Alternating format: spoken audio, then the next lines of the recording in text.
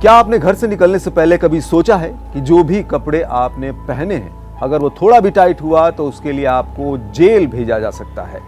या अपने कपड़ों पर नजर रखने के लिए थोड़ी थोड़ी दूर पर सरकार ने लोग खड़े कर रखे हैं। एक तरफ जहां महंगाई से लोग परेशान हैं, उनकी इनकम बढ़ नहीं रही है, नौकरी के ऑप्शन कम हो रहे हैं और प्रॉब्लम्स को सॉल्व करने के बजाय सरकार की ज्यादा दिलचस्पी इन चीजों पर है कि आपने क्या पहन रखा है, आप किन से मिल रहे हैं या कहीं किसी महिला से हाथ तो नहीं मिला रहे हैं। ऐसे में आप वहां के घुटन भरे माहौल की कल्पना कर सकते हैं। और बीते करीब 40 साल से ईरान में यही हो रहा है।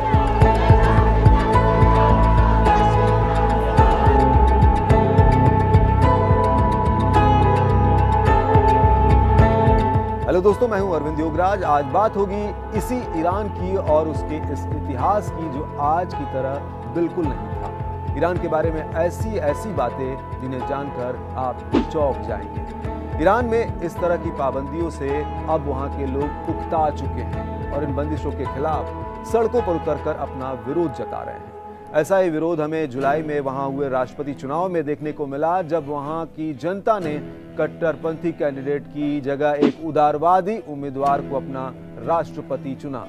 दुनिया इस जीत से हैरान रह गई क्योंकि माना जा रहा था कि सुधारवादी नेता मसूद पेजेश्कियन का राष्ट्रपति चुनाव जीतना तो दूर, उन्हें शायद चुनाव में हिस्सा ही न लेने दिया जाए। पेजेश्किन की उम्मीदवारी इसलिए भी खारिज होने की आशंका थी क्योंकि उनके खिलाफ खड़े थे ईरान के सर्वोच्च नेता आयतुल्लाह अली खामेनेई के पसंदीदा कैंडिडेट सईद जलीली। सुधारवादी नेता मसूद पेजेश्कियान के उलट जलीली देश में मौजूदा धर्मतंत्र के पक्ष में रहे हैं। जलीली परमाणु वार्ताकार रह चुके हैं और उन्हें ईरान के सबसे ताकतवर धार्मिक समुदाय में मजबूत समर्थन हासिल था। जलीली पश्चिम विरोधी रहे हैं, जबकि पेजेश्कियन पश्चिम के साथ बातचीत के रास्ते पर आगे बढ़ना चाहते हैं। वे देश में मोरल पुलिसिंग के कड़े आलोचक रहे हैं। यहां आपको बता दें कि मोरल पुलिसिंग है क्या।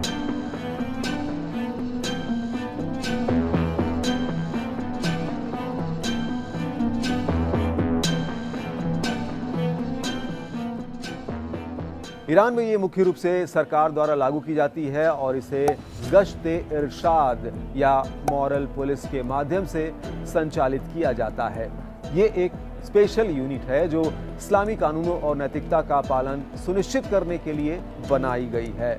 मुख्य कार्य इसका क्या है? तो मुख्य कार्यों में इसके सार्वजनिक स्थानों पर इस्लामी ड्रेस कोड और नैतिक व्यवहार को लागू करना है। इसमें हिजाब पहनने के नियम, पुरुषों और महिलाओं के साथ सार्वजनिक संबंध, आधुनिक फैशन पर रोक, अविवाहित जोड़ों पर निगरानी। तो इन सब बातों पर नजर रखने के लिए मॉरल पुलिसिंग की व्यवस्था है, जिसके खिलाफ हैं पेजेश्कियन। पेशे से हार्ट सर्जन रहे हैं पेजेश्कियन ईरानी जनता के दिल की बात खूब अच्छी तरह समझते हैं। उन्होंने ईरान में एकता और सद्भाव लाने का वादा किया और ये भी कहा कि वे दुनिया से ईरान के अलगाव को खत्म कराएंगे। यूं समझिए, ईरान के सर्वोच्च नेता अली खामेनेई और पेजेश्कियन नदी के दो किनारे की तरह हैं। अब देखना यह है कि ईरान की जनता दोनों किनारों को साथ लेकर चलेगी या किसी एक किनारे को उखाड़ फेंकेगी। फिलहाल ईरानी लोगों का पलड़ा पेजेश्कियन की ओर झुका हुआ है। ईरान में जिस तेजी से बदलाव हो रहे हैं और वो सेकुलर रिजीम की ओर बढ़ रहा है, ये 40 साल पहले उसी घटना की तरह है जब ईरान की सत्ता रातों रात सेकुलर छवि वाले मोहम्मद रजा पहलवी के हाथों से निकलकर कट्टरपंथी नेताओं के हाथों में आ गई थी। अच्छा, आगे बढ़ने से पहले अगर आप इस चैनल पर नए हैं, देश और दुनिया की कड़क खबरें जानना चाहते हैं तो इसे सब्सक्राइब जरूर कर लें। आगे बढ़ते हैं और आपको बता दें कि ईरान में राष्ट्रपति पद की उम्मीदवारी के लिए उम्मीदवारों को ईरान की गार्डियन काउंसिल की चयन प्रक्रिया से गुजरना पड़ता है। इसमें ईरान में खासा दबदबा रखने वाले 12 मौलवी शामिल हैं। अक्सर इस प्रक्रिया के दौरान उन उम्मीदवारों को चुनाव लड़ने से रोक दिया जाता है जो वहां की मौजूदा कट्टरपंथी रिजीम के वफादार नहीं माने जाते। इस बार भी ऐसे 74 उम्मीदवारों को छांटा गया था। ऐसे में एक उदारवादी, सेकुलर और पश्चिम से बातचीत के समर्थक मसूद पेजेश्कियन को गार्डियन काउंसिल ने कैसे चुनाव लड़ने दिया, ये सभी को हैरान कर रहा है। ऐसे में ये बात भी उठने लगी है कि अपने ही लोगों को 4 दशक तक दबाने के बाद गार्डियन काउंसिल खुद किसी दबाव में तो नहीं है। या ये सर्वोच्च नेता अली खामेनेई के ईरान की सत्ता पर पकड़ ढीली होने के संकेत तो नहीं, क्योंकि जिस शख्स के इशारे के बिना ईरान में एक पत्ता भी नहीं हिलता हो, वो अपने चहेते उम्मीदवार की हार को इतनी खामोशी से पचा ले जाएगा, किसी को हजम नहीं हो रहा है। हालांकि थोड़ा गौर करके समझेंगे तो सब कुछ क्लियर हो जाएगा। ईरान में हो रहे चेंजेस इतने भी नए नहीं हैं। बदलाव की हवा यहाँ पहले से ही चल रही थी, जो साफ साफ दिखाई दी पेजेश्किन की जीत के बाद। ईरान में पिछले कुछ सालों से लगातार अशांति रही है। वहाँ नागरिकों का प्रदर्शन होता रहा है, लेकिन साल 2022-23 में देश में जबरदस्त नागरिक असंतोष दिखा।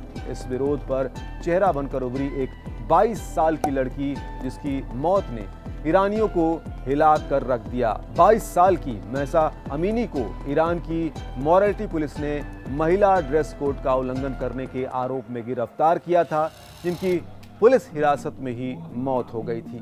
कई ईरानी मानते हैं कि मॉरल पुलिस और कुछ नहीं बल्कि सरकार का लोगों पर नियंत्रण रखने का एक तरीका है।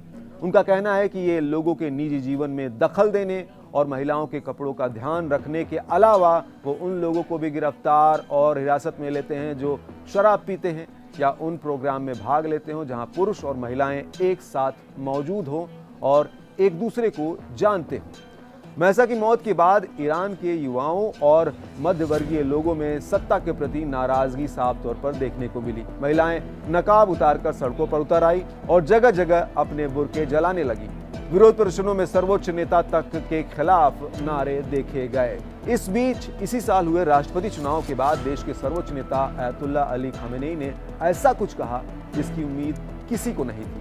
उन्होंने माना कि कुछ ईरानी लोग मौजूदा सत्ता को पसंद नहीं करते। उन्होंने कहा, हम ऐसे लोगों की सुनते हैं, हम जानते हैं कि वे क्या कह रहे हैं। ऐसा भी नहीं है कि ये लोग हमारी नजरों से ओझल हैं और दिख नहीं रहे हैं।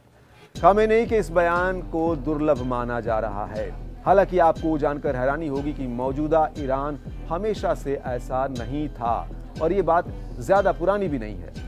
70 के दशक में ईरान में पश्चिमी सभ्यता का बोलबाला था। ईरानी महिलाएं अपने पसंद के कपड़ों में दिखाई देती थी। ईरान की इस बोल्डनेस की वजह वहां के शासक यानी रजा शाह पहलवी थे। 1936 में पहलवी वंश के रजा शाह ने हिजाब और बुर्का पहनने पर रोक लगा दी थी। महिलाओं के लिए इसे बड़ा क्रांतिकारी कदम माना गया।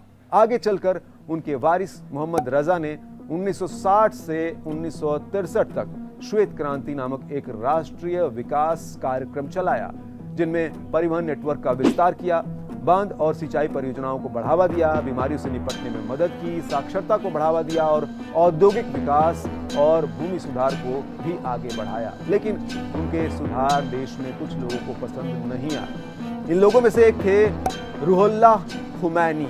लोगों को लगने लगा कि उनका देश कुछ ज्यादा ही पश्चिमीकरण में डूबता जा रहा है। आपको जानकर हैरानी होगी कि रजा पहलवी के सुधारों के खिलाफ ईरानी महिलाओं तक ने प्रदर्शन किए, जो आज सड़कों पर आज़ादी आज़ादी के नारे लगा रही हैं। निम्न वर्ग, शिया पादरियों, व्यापारियों और छात्रों के बीच व्यापक असंतोष के कारण 1978 में पेरिस में निर्वासित रूहुल्लाह खुमैनी के प्रति समर्थन में तेजी से वृद्धि हुई।